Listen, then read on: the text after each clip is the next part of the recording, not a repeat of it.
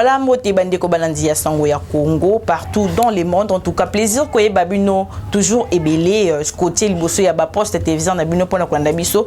Nandila ba sango ya Congo chaîne bino informaka bino ba actualité ya mboka. Na ngolelo vraiment na sepel ko yambela bino une fois de plus le président ya Congo en avant la personne de monsieur Médard Kankolongo tobetani masolo etali politique ya mboka. Sans plus tarder na pesimbo te invité na monsieur Médard Kankolongo. Bonjour. Bonjour madame. Vraiment, on est là pour servir le Congo. Contre-temps, Makambo Ebele. La semaine passée, na Bimaki Kishasa Muke na Gendakati na Mwanda. Bande Komingi ba linga kabalanda kabiso partout dans le monde. Benga kibiso tokendo kosola quand même na Bango.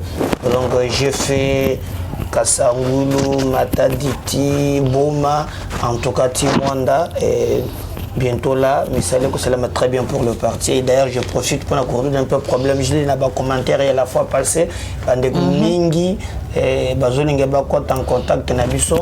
Je ne suis pas quelqu'un aussi de très spécial quand ma compatriote Nanga Bazolinga sur le Nangai. Ça ne dérange pas, j'en profite aujourd'hui. Le copé Sabango. Numéro, président, on peut ça numéro T. Non, le lot quand même est commis Moutoune, il est qui trop. Vous pouvez nous écrire sur WhatsApp. Donc, na Netolobaka, na Kishasa, plus 243 89 87 76 041. Plus 243 89 87 76 041. Donc nous pouvons être en contact et tout sur le laka parce qu'il y a des questions peut-être en profondeur tout sur le Nabango. Voilà au moins pour Rema ils ont trop d'entrer en contact. Ouais, même il y a plus bazo benga bazo tuna mon président peut ça numéro T. Voilà, tout bien qu'on peut ça peut numéro pour il y a beaucoup aussi des choses qui entrent dedans. Au moni monto ko benga yo d'ailleurs la plupart au moni ils ont la bande ko mingi ils soutenir. Ils sont là pour décourager les gens. Vraiment. Tandis que dans ce qu'on fait, on a aussi besoin d'être soutenus. Donc nous nous battons pour le Congo, nous nous battons dans ma en contrepartie. Nous avons aussi besoin de soutien à Bandekonabiso. Mais la plupart des gens ont insulté. Alors moi quand je vois ça, souvent je n'aime pas, mais je le fais parce que insistant c'est l'équipe. Voici pourquoi on a dit respect pour la Bango. Contact. Voilà, moi Namboka Médard Kankolongo, bongo vraiment depuis lobby vidéo ça ko tambola auto mona député national Daniel Safou vraiment ko là na place mort boete wiki so ceux qui tentent ya ba nini ya ba militaire na biso bazo bundela biso na est ko lancer message na chef de l'état tant on mona ki vidéo na point de vue nous les années ça que on impressionne par rapport à vidéo ya moi Namboka Daniel Safou oyebi ngai na linga ka politique spectacle te nalandaki moninga moko alobike soki bamelaka jamba soki solo soki lukotaye na ebite alors même na banganda oyo bamelaka eyebani est-ce que ça kaka Daniel moko wana obie mususu nga na ebite okokende te bisika bato bazokufa tout ça kisha toko solo la toko sala ba blague beaucoup taka ba botte de nu beaucoup bina ce qui bimisa côté ça mais allez-y à l'est voir comment on tue les gens balles réelles aux autres ba 450 ba tumitu na machette. Je regrette jusqu'aujourd'hui que depuis Félix Alaka que no kocha sécurité ça traîne ba to ba ko wa okoko mabisika ya bongo to banda ko sala ba blague. Et même commission Batenda Kikona, je regrette. Il faut des réflexions très profondes. Il s'agit de vie, il y a tout, mais aussi les bangs au Tindikuna. Alors, le théâtre. Alors, le chef de la bandana, nous vraiment condamné que bon. Na zone ngai na melaka bangi au moins tango zo mangana makambu ya mpuzo la makambu ya mboka na makambu sérieux. Ozo mona. Ngali ba to bazolo ba est-ce que ça solution le kutanga na yebite. Mais c'est que problème ils a sérieux. Ok.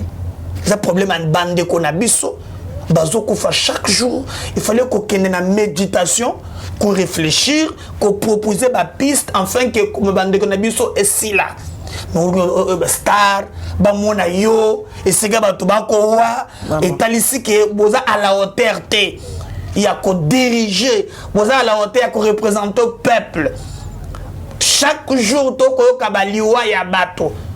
On a infiltré jusqu'à la moelle épinière, ba Rwandais, ba Ougandais, ba Nan. Il faut aujourd'hui trouver une solution. Comment Toroki côté les misaliwa ya bande konabiso.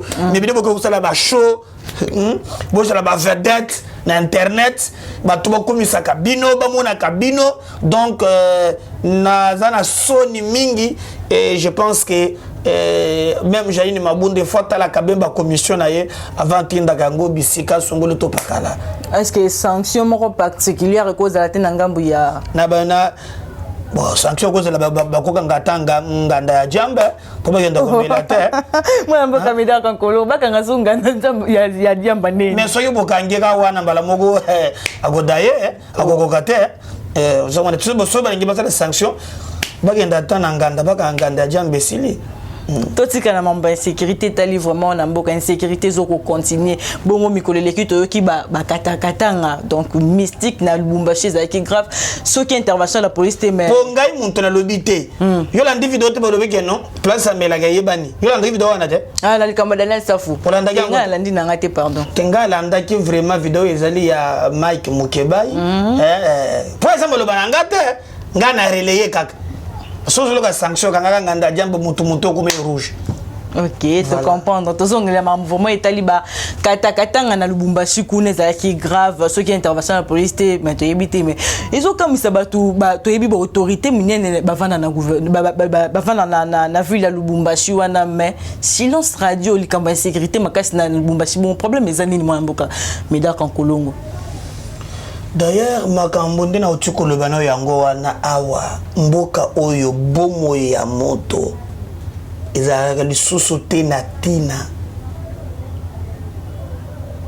bato bakowa toute impunité. Ngai nakenda Lubumbashi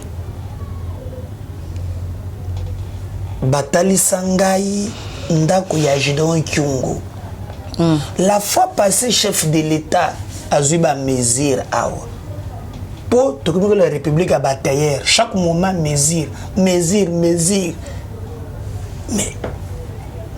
et là m'a pe mona nakate gouvernement azu mesure gouvernement tout bazu mesure donc République a batailleur yo linga ba kina za bataille donc alors nous voulons voir que mesure ne peut pas nakape elamba.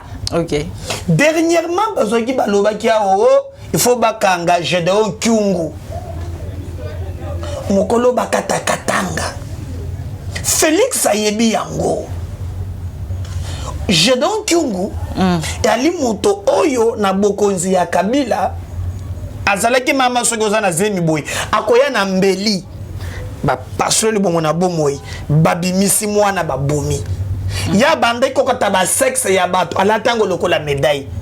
Il a créé ce qu'on appelle le triangle de la mort na Lubumbashi. Oui.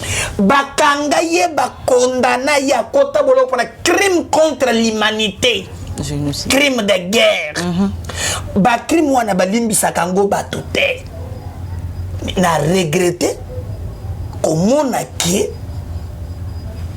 un jour la femme na TV na moi moi je dois abimi alati polo ya munene bakomi kelongi ya Kabila na polo ya monene bakomi shikata na bana shikata shina rambote me shikata te shikata. OK, yo pe obenda kango shikata te obisoko shikata bi shikata azo mwana na bana bazobeta muntu tutu un criminel de guerre nde personne ba Kabila oyo na benga bato na tolo est-ce que vous on a monga na zo mona.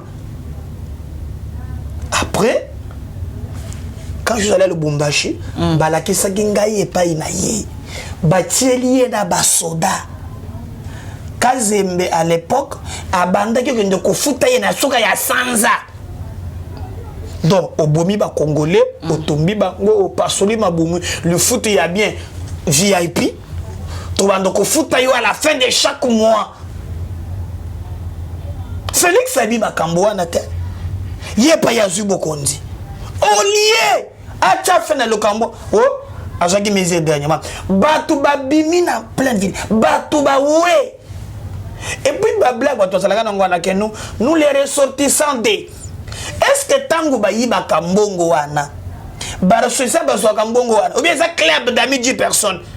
Est-ce que tous les Katangais vivent à Mbongo, porticiens, Katanga, Baïbaki? Caméra quoi, Moussola, on a Bukavu.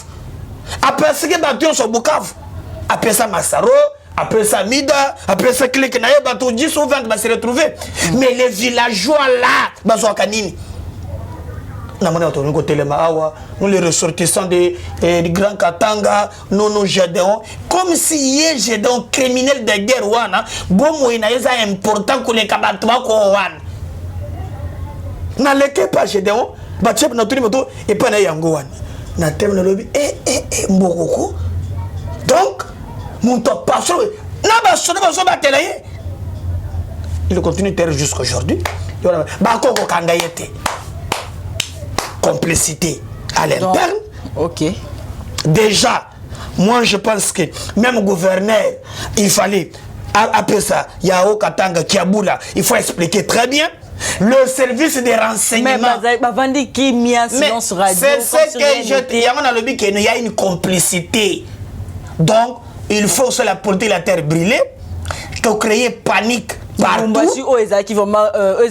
Bongo Kokuma pas moi Mboka Moïse Katumbi plus de 12 ans Toyoka Kezaka bon paradis Lubumbashi paradis et tout mais comment insécurité comment côté Lubumbashi. Il y a boire à manger dans Babilo Koan. Mais moi c'est que je peux penser. Je pense aujourd'hui que nous voulons que le service de renseignement militaire vraiment Aner Aloba ba service spécial ba bango ba fanda kakao ngolo musuna ko sele mission na hotel samaga mbongo bila bande ko sana Kinshasa wa bazo bisangao Aner Zolandela yo na lobi tala musala olie boko ino côté bango boma bato Aner afandika na te valandela ngai. Mais là on a besoin de raison monana te. Donc c'est déplorable makamu ya bakata katanga et nous voulons l'implication. Ngana regretta tant la monango imudu dans solo ba oh non les katangais tous la ini. Il faut ba yokaye comment un ancien président de la CENI institution ya monene ozo senga ba réserve lengi ko telesenge quand lui était président à CENI il a travaillé pour les katangais. C'est juste il y a tribalisme donc au jour d'aujourd'hui Congo n'a pas porté monsieur Senghina de côté Senghina président de la République. Vous devez aller utiliser le moyen de l'État. Je donne que certains criminels de Gaulle aussi longtemps que vous gardez silence et que vous mettez la yope devant l'histoire on répond à Yango. Il a tous les moyens. Il est le président de la République à utiliser ces criminels de guerre à la arrêter. Vraiment. Et c'est ça sans complaisance. Nous ne voulons pas la République à Batouya-Makas. Comment un individu peut défier l'État? Un individu. Avant de défier l'État, c'est inadmissible. Donc moi je regarde pour ça. Insécurité même Namboka Kinshasa ou vraiment tozo ko kasute bakuluna moi Namboka Meda konkoluza moko ba leader d'opinion likambango bakuluna mais na Kinshasa na Kinshasa ekoloba bakambi ya Kinshasa makaniseza hier ba yoko sala nde mbongo na pe ce exemple lelo qui sait que et pour que ce monsieur le ministre provincial de transport il peut compter sur nous nous Congo en avant. Regarde ce qu'ils font ba comme chaque jour Abimisa communiqué moko ba fotaka taxi à parking 500 francs na mitoka ya moke 1000 francs na mitoka minen. Après 3 mois kotonga parking 3 mois et koki atongi ni parking ni eloko moko côté mais il continue à percer le nana émission yango oui so qui vous a donné les droits ya kozwa ka misolo na biso na nko so comme si mboko biso ko tekela bino to tekela bino. Monsieur le ministre, Soki, na 2 ou 3 semaines, ton moni parking à Misolo na biso wanate, bambongo ebele, toko futa les sous-soloko wanate, tu peux compter sur moi, je vais combattre ça jusqu'au bout, peux kolekate. Donc, monique, bako boma ba chauffeur ba futa sous taxé. Ngai na ko mobiliser bango ba ko futa te. Mbongo tozo futeza mbongo ya bilanga batata na bangote. C'est notre argent lorsqu'on paye, il faut que nous fassions des yango. Tu as dit qu'on paye pour le parking, il faut que nous parking des autres tongama. Et ça bilanga na binoté. Les gros ne sont pas vos cobayes. Je n'admettrai jamais ça. Au sein et ngana lobi boye.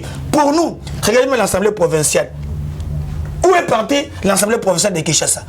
Bah quoi les vakabat. Ministre provincial de la sécurité, qu'est-ce qu'il fait? Gouverneur de la ville. Est-ce que tu sais que même na moi ya lelo, toi ko fout ta vignette. vignette na biso ekendaka na compte ya ville te ekendaka na compte moko ya libanais bakobengaka yango autogiste autogiste un libanais moto azwaka nakoyebisani yo nde moto azwaka misolo nyonso wana atina libenge oyo ye donc tozwaka mbongo na biso bakope na bango bakabolaka na balibanais na bachinois buzobani wana ekoleka te je on dirait mikolo oyo nazongeli ne bango tokobanda na bango nayebi buzo bakosala yo tango verning est-ce que ngobele makambo ayele vraiment kabakisha wile mutuna za ye na ba musicien ba ko yemba ni ye butuna o mona ta concert à Jiba ngobila mbaka musala bango yango wana mwana mboka meda kan kolongo kin bopeto bosani kin bopeto ezagapi ye moka sa bosani yango pour changer comme na sokola yipen sokola ka savu buto abosani ka ala sa kiki ni bopeto kaye moko bosana gomi o sokola yipen sokola ka savu botekele sokola ka lam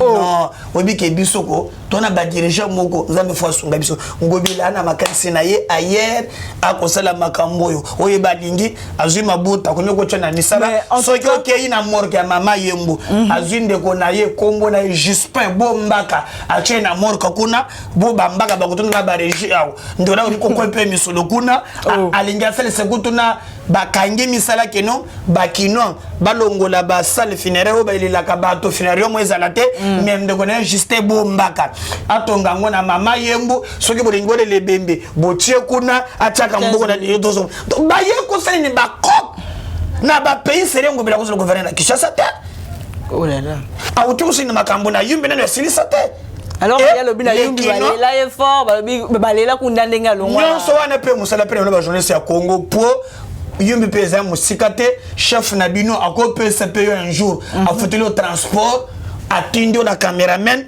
bokitina busele pe reportage sur ça c'est aussi le rôle de la presse za ko fanda kaka te ba ka kokosa kabino te bokete pe vous allez reportage qu'est-ce que ngubela po yumbi za ka pembeni yao c'est ça aussi musela ba média ozomona et moi je pense que l'insécurité bato bako wa yo ke pe ka songo pe abimi o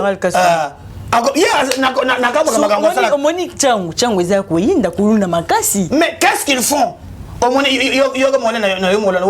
Ba chauffeur nyonso o ba somba ki ba numéro tout ça na ba taxi wana o na kenda ki kuna ba yebisinga ke CD wana yebungi yesema to soma numéro mususu mboge zanga na soni même atako loba makambo za kilo na monoko na yo te donc ba ko jere mboge lokola digablo CD bungi ba to somba susu to ko somba te ça tu peux compter sur moi je veux dire ok non to ko somba te Tomi Kotambola sous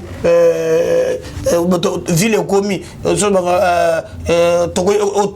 automatiquement donc mon toko kambazate ozo mon toko mi bongonde tomi bana mawa et nous nous battrons pour te babiwana ezalalité insécurité et Mati Makas Gilbert Kankonde ministre intérieur il faut to yo kaka payer to santa ka payer au monique par exemple awa fait cesser batomboki depuis yeme ntunda kasenda lali bana kanda na kanisi monipe oyo soki akobika Gilbert Kankonde faut tokotala po tomoni déjà Fabrice Mpouela ya opposition yewana monto a kotisi motion tribunal de soki le Gilbert Kankonde et en entretemps na ETNP ya ETNP moni le était na otema kambu ya Covid mais comme au directeur de cabinet na et donc il y a cette balobi mo a dénoncé vraiment ba membre cabinet c'est flou nous ne voulons pas ça biso dozo linga mais biso to assistant na point de presse na ya sala mais il y a point de presse na ye non il y a point de presse à justice de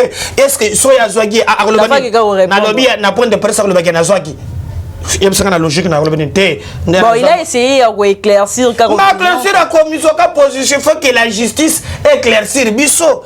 Nous ne voulons pas justice où on a caché Congo n'avait comme on a caché on a fait cesser on a wapi et sengeli quand même qu'on travaille pour l'intérêt général donc on a moyen le tolobi que mbulungana et côté na makambu oana voilà moi namboka meda kan kolongo bongo format to mona qui rentrée parlementaire et salimaki siko kalaming te to monupe que proposition il y a 13 parlementaires wana kota qui vraiment na parlement ba chance ces années pour la réforme électorale Ah non, ebike ezali baku moko ya mabeto beti biso baku ya mabe makasi ngai na parti na biso Congo en avant tolobaki ba réforme eza malamu yango monaki même à l'époque tolobaki likanisi ndeko Fayulu apesa ki pour des réformes c'est la malibanda institution ezalaki bien mais eyesuko ko s'embrouiller awa côté destitution côté réforme et puis simbulungana tali suko makamyo le na parlement je prends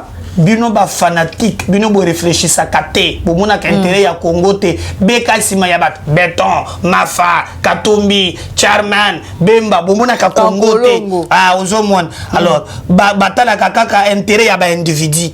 Maintenant que cette histoire est qu'il y a un parlement, parlement ne répond à la volonté à Kinga Katelengi non pour réforme et les cas, je l'ai taillé sur misère na volonté à Kabila. Oh, Kabila linga ba élection crédible. Telengi ba élection ya mabende ko salema 2023 débat ko zonga wa vérité désir. Donc il y oui. Élection qui est déjà mabé. Cette assemblée là, nous avons dit et singeli d'abord classe politique et dégager consensus. Yamana bandaki ko senga ke la muka cash ba yokani ba zui recommandation wana ba ibisi ba congolais ba lobby réforme yango to gena ngo na parlement so kikaka batu ya Kabila balingi babo yango boy mana bala bala bo imposer yango ndelinga keleka mais comme yango na cadre ya débat je te promets d'abord bakusuma ba député opposition mususu no bando pesa ba loi mususu pour les cas donc poto koti mais c'est visé déjà 2023 ba élection ah to moni papa monsieur Alexis Tambwendenga lobaki abi prioritaire en tout cas la ministre des membre identification nationalité ezana membre ya ba recensement te ezana nous que to créer moi caisse moi bona pour la élection 2023 boni makambo ya mwana oyo balobaki ke na mwasi na ye oyo mususu wana est-ce que ça a sorti de l'autre pour moi je suis dans le bac ezaki solo bon solo beza mais Alexis Tambawanga ni sénateur à cause de la peine ngana confirmé hein mais moi je le bac ezaye mais sotali penza mwana na libandi yo tele photo mwana wana ozana ngote petit wana sotali boye mbo avant penda na élection atala pe maka po bino bozaka boye oh mimi chibola oh mimi chibola na ministre faut ça non que c'est idée neza mabete ba bazo viser ça malamu ngana est-ce na boya qu'est-ce pour na bénédiction soki les kanisiza bien faut pe konjima mais faut kudima pe le kamboya moi so wana pe alobaki oh petit wana nde balobaka ba wanga na kamwana soki ya mbawanga na kayete sotali petit na kali bandi muntu ezangi mais mobimba na mi forme display longuement kana donc na yebite soki mais yé pas le bec ezayete est-ce que ça solo ngana yebina ngate mais quand il parle des élections oui je suis d'accord avec lui ici au Congo en avant Torobi on ne peut jamais même Félix Sabako Sakaye na ba petit flatteur wala élection et c'est la après recensement ezalaka vie à bomo inabiso l'identité c'est tous les jours on est dans un na Western Union mais faut une identité il faut que mais les élections ça la carte électeur ça non carte d'identité faut payer ça c'est normal to billet bana to ça la combien tout ça mais beaucoup qui lié yango na élection té c'est inadmissible au contraire c'est ni à cause on peut donner mususu aperçu au NIP ce qui est resté au sol à 5 ans et donc ça les 5 ans mais cycle électoral et singles à la respecter na 2015 to telemela ke Kabila pona ni Kamboana to kondimate banda musube misango elo ekolekate la République n'appartient pas na ba parti politique ni na ba individu la République eza ya yo eza yanga eza ya ndekokuna c'est notre pays nous tous ça régi par le texte.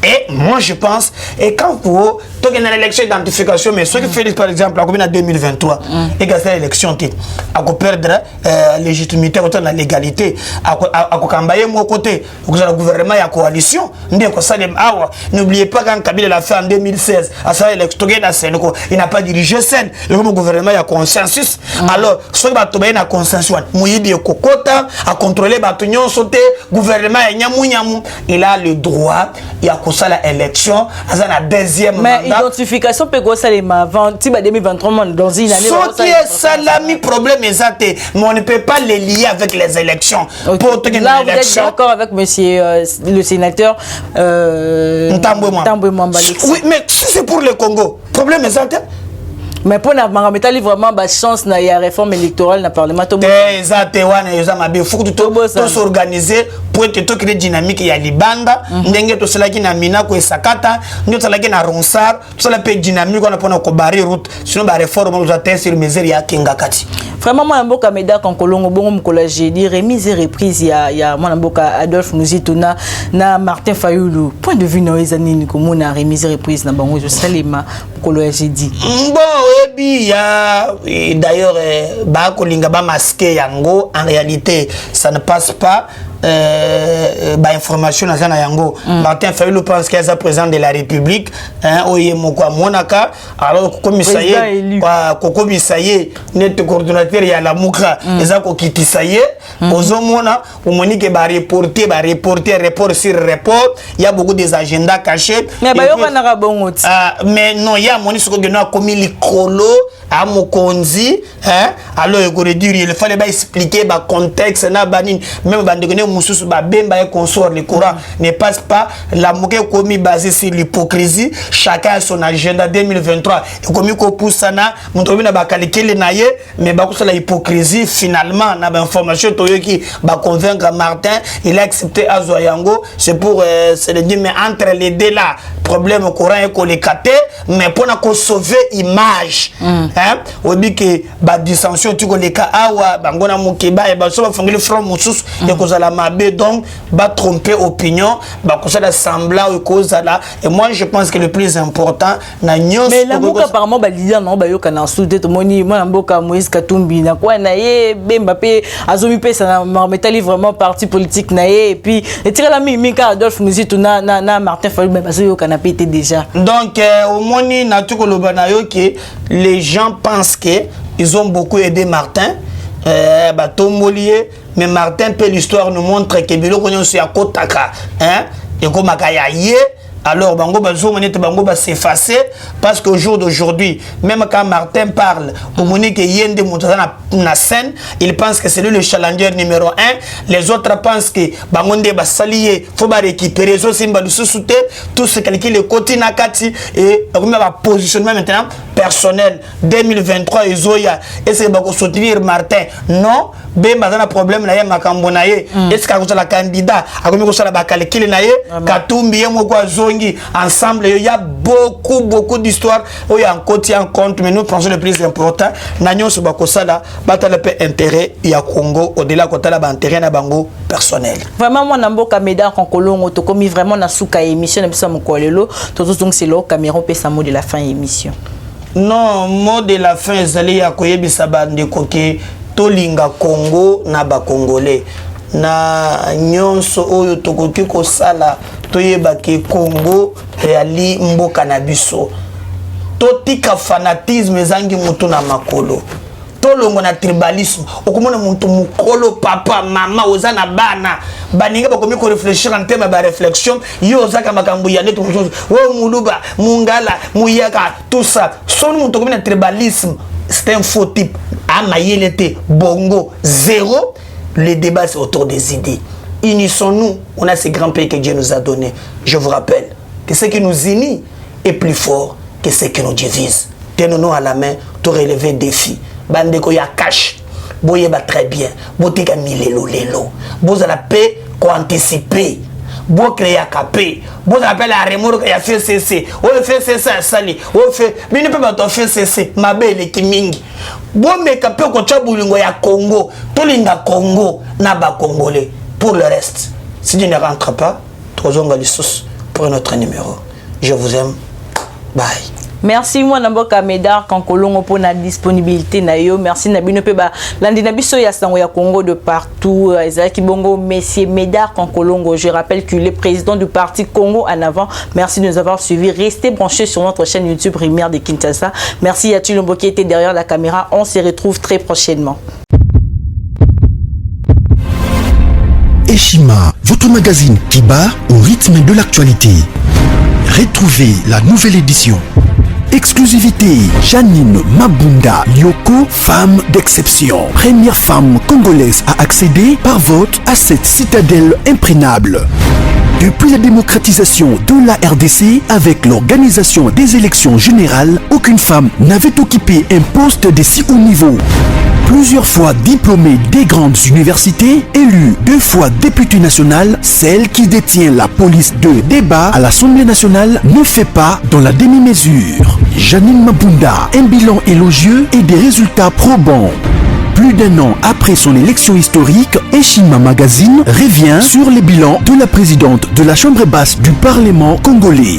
Une administration efficace grâce à l'amélioration des conditions de vie et de travail du personnel, des réalisations législatives à foison, soutien financier aux provinces touchées par la crise sanitaire de Covid-19, accompagnement et encouragement de l'entrepreneuriat des jeunes, la loi de protection des peuples autochtones et promotion des droits des personnes vivant avec handicap, dur à cuire et intraitable pour le bien des élus, un bilan à mi-parcours plus qu'élogieux. La présidente de l'Assemblée, Janine Mabunda Lyoko, restera assurément un modèle de leadership congolais.